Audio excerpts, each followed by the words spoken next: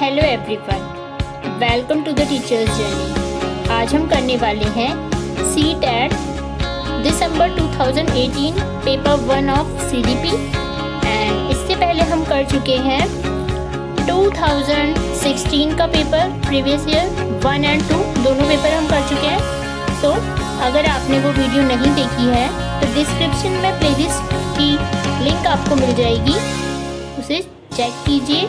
And CTET के लिए जो हमारा प्रैक्टिस सेट चल रहा है उसमें और भी काफ़ी चीज़ें आने वाली हैं, और भी प्रैक्टिस सेट्स आएंगे। हर सब्जेक्ट के प्रैक्टिस सेट्स आपको मिलेंगे, सो बने रहिए हमारे साथ।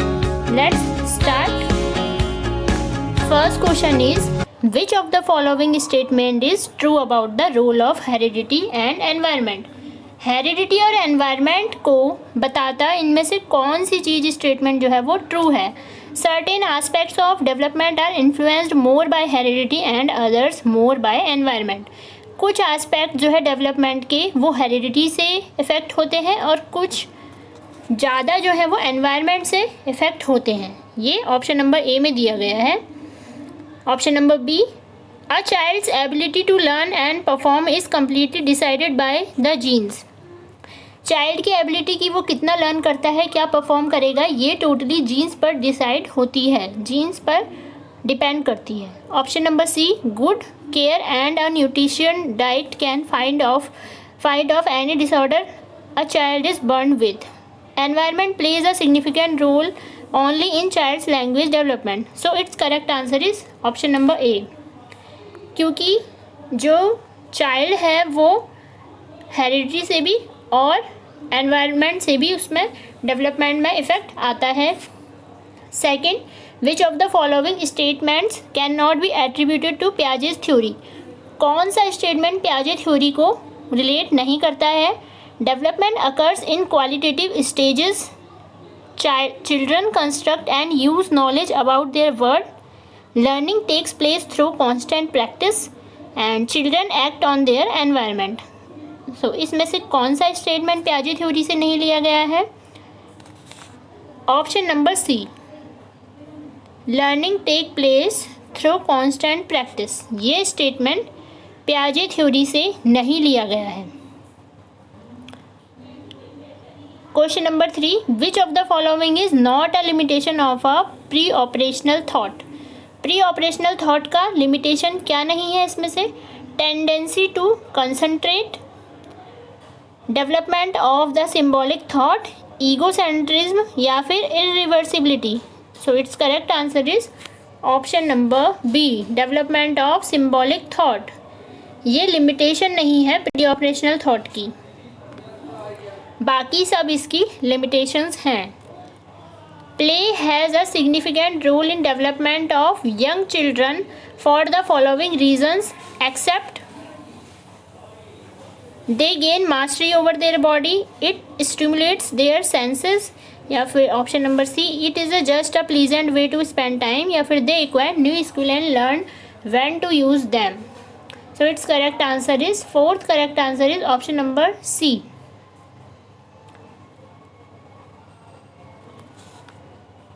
It is just a pleasant way to spend time। और सब इसके जो हैं वो फेवर में बातें कर रहे हैं कि मास्टरी ओवर देयर बॉडी ये होगा डेवलपमेंट में, सेंसेस को भी स्टिमुलेट्स करेगा और न्यू स्किल्स उनमें बच्चों में आएगी जब वो ज़्यादा प्ले यानी कि जब वो ज़्यादा खेलेंगे। पर ये वाला जो है सी वाला, ये सी वाला जस्ट अ प्लीजेंट वे, ये इसका नेगेटिव सेंटेंस है। सो ये वाला ऑप्शन करेक्ट है हमारा। And which one of the following questions invite children to think critically. कौन से इसमें से क्वेश्चन है जो क्रिटिकली उनको थिंकिंग को सपोर्ट करेंगे। Do you know the answer to this, what is the right answer, can you think of a similar situation, what are the different ways in which we can solve this. अगर हम कोई भी questions बच्चों को इसमें से देंगे तो वो कौन सा ज़्यादा अच्छा क्वेश्चन है इसमें से जो कि उन्हें क्रिटिकली थिंकिंग के लिए फोर्स करेगा। सो इसका करेक्ट आंसर है option number D. So our next question is which of the following option best describes progressive education। कौन सा ऑप्शन इसमें से प्रोग्रेसिव एजुकेशन को बहुत अच्छे से डिफाइन करता है और उसका बेस्ट ऑप्शन होगा? Learning by doing, project method, cooperative learning, thematic units, regular unit test, ranking, personalised learning, ability grouping, labelling students, project method, ability grouping, ranking. So question number 6 का जो करेक्ट आंसर है वो है option number A, learning by doing. अगर बच्चे ज़्यादा करेंगे, project methods का हम पढ़ाने में यूज़ करेंगे और कोऑपरेटिव लर्निंग होगी तो ये प्रोग्रेसिव एजुकेशन का एग्जाम्पल हो जाएगा। Question number 7, which of the following statements about progressive education explains education is life itself? Progressive education is life itself, ये इसमें से कौन सा स्टेटमेंट डिफाइन करता है? School education should continue as long as possible, school education को continue रखना चाहिए जितना ज़्यादा हो सके उतना। Schools are not required, children can learn from their life experiences, schools की ज़रूरत नहीं है, चिल्ड्रन खुद के लाइफ एक्सपीरियंसेस से भी सीख सकते हैं। Education in schools should reflect the social and natural world, education जो स्कूल्स में होती है वो रिफ्लेक्ट करती है सोशल और नेचुरल वर्ल्ड को, और life is a true educator. So 7th का जो करेक्ट ऑप्शन है वो है option number C, education in school should reflect the social and natural world. Question number 8, which of the following can be considered as a contribution of Kohlberg theory? कौन सा ऐसा statement है जो कि Kohlberg theory के contribution को बताता है? His theory has supports an association between cognitive maturity and moral maturity, the theory has elaborated testing procedures, it establishes a clear relationship between moral reasoning and action. His belief is that children are moral philosophers. 8th का जो correct answer है वो है option number A, His theory has supported an association between the cognitive maturity and moral maturity. Cognitive और moral, morality की भी उन्होंने बात की थी अपनी थ्योरी में. So option number A is correct. The zone of proximal development refers to. Zone of proximal development किसको रेफर करता है? The phase when maximum development is possible. The developmental phase when child takes complete responsibility for learning. A context in which children can almost perform a task on their own with right level of support. या फिर the point in learning when support can be withdrawn. 9th का correct answer है option number सी. जब कोई भी बच्चा अपने task को, अगर हम उसे थोड़ा राइट लेवल का सपोर्ट देंगे तो बच्चा उस टास्क को परफॉर्म करेगा. ये होता है proximal development, zone of proximal development. एक ऐसा लेवल जहाँ तक बच्चा उस टास्क को कर पाएगा.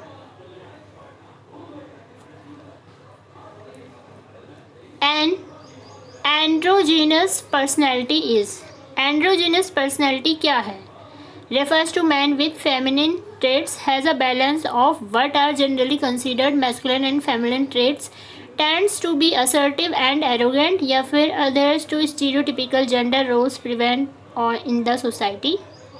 इसका करेक्ट आंसर है ऑप्शन नंबर बी, बैलेंस होगा. मैस्कुलिन या फिर फेमिनिन ट्रेट्स जो होंगे उनका बैलेंस होगा उसमें.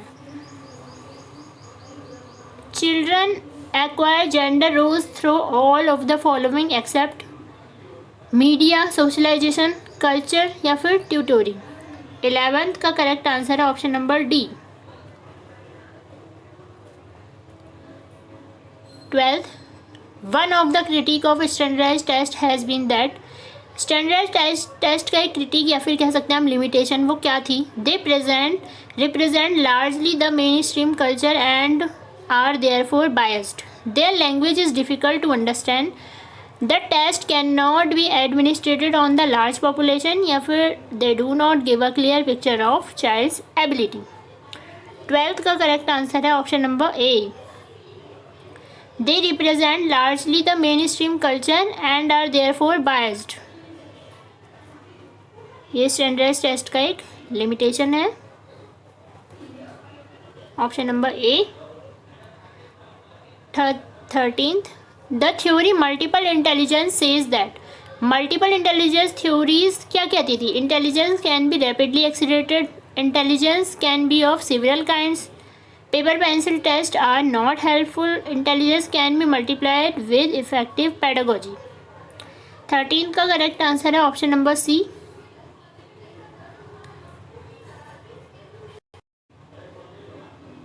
Teacher can utilize both assessment for learning and assessment of learning too.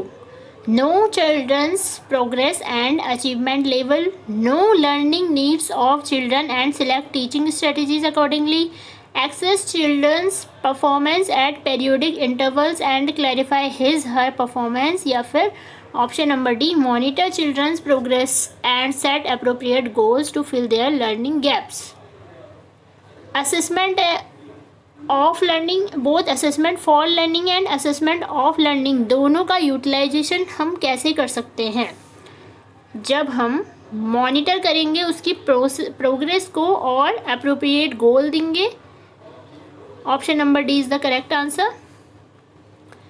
15th, which one of the following is not related to CCE यानी कि continuous comprehensive evolution.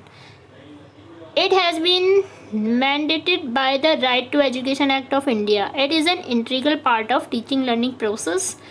Focuses on child's achievement in different learning areas या फिर it is useful to label children as slow, poor or intelligence. 15th का correct answer option number D. Slow, poor और intelligence label करने के लिए useful नहीं है, जबकि ये एक बहुत अच्छा पार्ट है। CCE कंटिन्यूस और कॉम्प्रिहेंसिव इवोल्यूशन प्रोसेस होती है, मतलब हमें टाइम टू टाइम कैसे इवोल्यूट करना है चीज़ों को, कैसे हमें असेसमेंट करना है, उस पर ये बेस्ड है। और हमें एक करिकुलम एक्टिविटीज़ भी उसमें लेनी है, को करिकुलर एक्टिविटीज़ उसके बेस्ड पर भी मार्किंग करनी होती है। तो ये हमारा CCE है। ये एक बहुत अच्छा टॉपिक है। हम जब भी डिस्कस करेंगे टॉपिक्स तो इसको भी डिस्कस कर लेंगे थ्योरीज के साथ ही। And giftedness in children can be attributed to, giftedness in children can be attributed to an interplay between heredity and environment, resource rich environment, successful parents या फिर अ डिसिप्लिन रूटीन। 16th का correct answer option number A, interplay between heredity and environment, इससे ये relate करता है। Children coming from socio economically disadvantage background need a classroom environment which. 17th, teaches them good behavior, values and their uses cultural linguistic knowledge, discourages the use of their language so that they learn the mainstream language या फिर categorizes childs based on their abilities।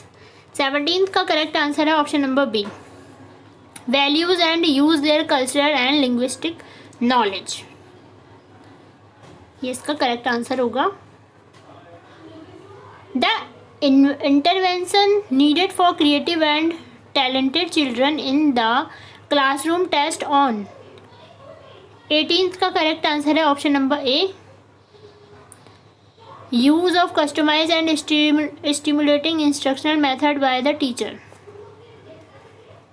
19th, which of the following ways is not a suitable way to help hyper active children learn. 19th का correct answer है option number D, reprimanding them too often for being restless।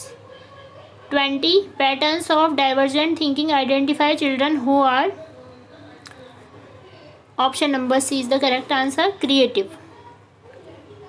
Creative जो है students, उसमें पता चलता है हमें divergent thinking जो है जिनकी होती है वो क्रिएटिव बच्चे होते हैं। Which of the following does not describe the ways in which a teacher can model problem solving for children in classroom. 21st का करेक्ट आंसर है option number D, ask questions with convergent answer. 22, which of the following is an emotion, memory, fear, attention या फिर stimulus. 22 का correct answer है option number B, fear. Fear एक तरह का emotion है। A 3-year-old child explains that milk is produced by a machine at the milk booth. Which one of the following offers the best explanation of the child's understanding? The child has very limited exposure of word. The child answer based her experiences of buying milk from the milk booth. The child has never seen cows. The child family does not offer a stimulating environment to the child. So its correct answer is option B. Option B. वो बच्चा जो है वो shop से अगर milk ले रहा है मिल्क बूथ से, सो वो यही सोचेगा कि वहाँ से मिलता है। ये इसका एकदम करेक्ट एक्सप्लेनेशन होगा। Which one of the following best describes a teacher's role? 24th का करेक्ट आंसर है option number D. Creating a relaxed space where child run through the dialogue and inquiry. 25th, which one of the following classrooms encourages rich learning? 25th में है कि कौन सा ऐसा classroom है जो कि लर्निंग को बढ़ाता है, लर्निंग को आगे लेकर के जाता है। सो 25th का करेक्ट आंसर होगा option number B. A classroom with open activity corners and a variety of children's literature in over shelves accessible any time of the day. ये इसका करेक्ट आंसर होगा। 26th, which one of the following best describes the role of textbook in the classroom?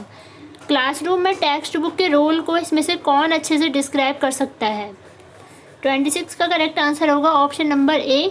They are one of the resource and reference materials available in the class. ऐसे material जो कि class में available होते हैं, best resource होते हैं। सो ये इसका करेक्ट आंसर होगा। The NCF 2005 derives its understanding from। NCF 2005 ने अंडरस्टैंडिंग इसमें से कहाँ से उसे मिली है या क्या अंडरस्टैंडिंग पे वो बेस्ड है? कंस्ट्रक्टिविज्म, ये इसका करेक्ट आंसर हो जाएगा। Question number 28, the children in a class can be considered to be motivated if. 28th का करेक्ट आंसर हो जाएगा option number D. They ask question seeking clarification from the teacher. जब वो question पूछेंगे और उन्हें क्लैरिफिकेशन मिलेगा अपने क्वेश्चन का, तो वो मोटिवेट फील करेंगे। या फिर जब बच्चे जो हैं वो क्वेश्चंस खुद से पूछेंगे क्लैरिफिकेशन के लिए, जब अपने डाउट्स वो पूछेंगे तो वो मोटिवेट फील करेंगे। Which one of the 29th, which one of the following is most suitable to improve children's learning? So 29th का करेक्ट आंसर होगा option number D. Teacher should facilitate children to interact with each other on real life situations. ये इसका correct answer होगा। 13th question है हमारा, the discipline which has a significant role in learning environment is of the kind which helps। 30 का correct answer होगा option number A. Children to regulate and monitor their own learning.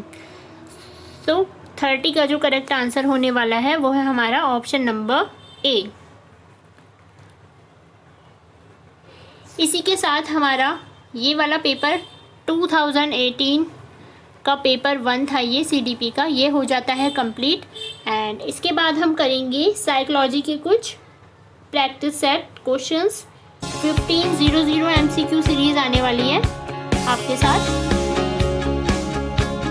1500 series में हम इतने questions करने वाले हैं psychology के, जो कि बहुत ज़्यादा इम्पोर्टेंट रोल प्ले करेंगे for any exam, basically for any teaching exam. तो बने रहिए हमारे साथ। एंड इसकी PDF आपको टेलीग्राम